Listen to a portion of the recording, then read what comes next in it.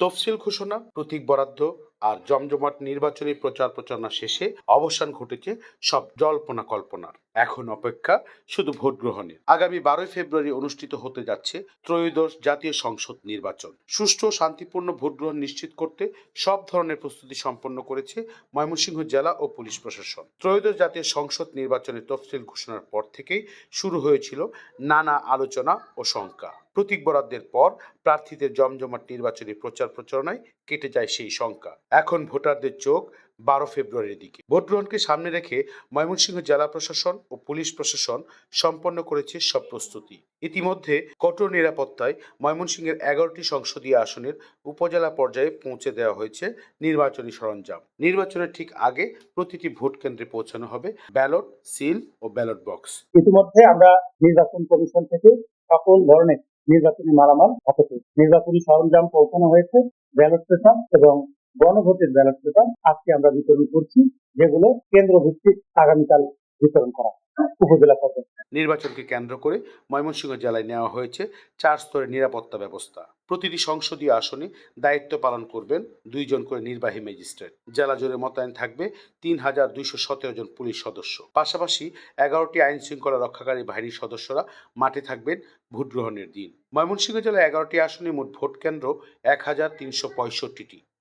এর মধ্যে 583টি কেন্দ্রকে ঝুঁকিপূর্ণ হিসেবে চিহ্নিত করা হয়েছে।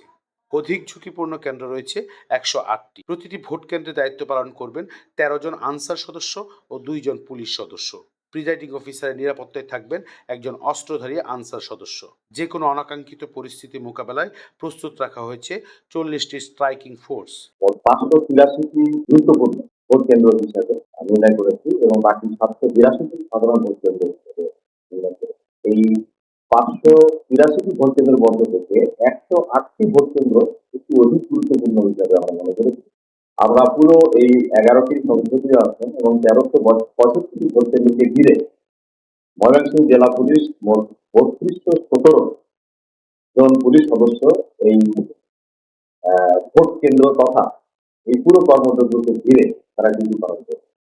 ইতিমধ্যে কিন্তু মাঠ পর্যায়ে তারা ডিউটি শুরু করেছে এবং আমাদের মোবাইল টিমগুলো সংশ্লিষ্ট থানা এলাকায় তারা কিন্তু চলে গিয়েছে এবং ইতিমধ্যে আইন শৃঙ্খলা পরিস্থিতি এবং ভোট তথা স্বাভাবিক একটি ভোট কেন্দ্রের যে পরিস্থিতি, আইন শৃঙ্খলাকে নিয়ন্ত্রণ রেখে সাধারণ মানুষ যাতে নির্বিঘ্নে যাতে ভোট দিতে পারে সেই সুন্দর সুস্থ পরিবেশটা নিয়ন্ত্রণের জন্য কিন্তু কর্মতৎপরতা ইতিমধ্যে চলছে।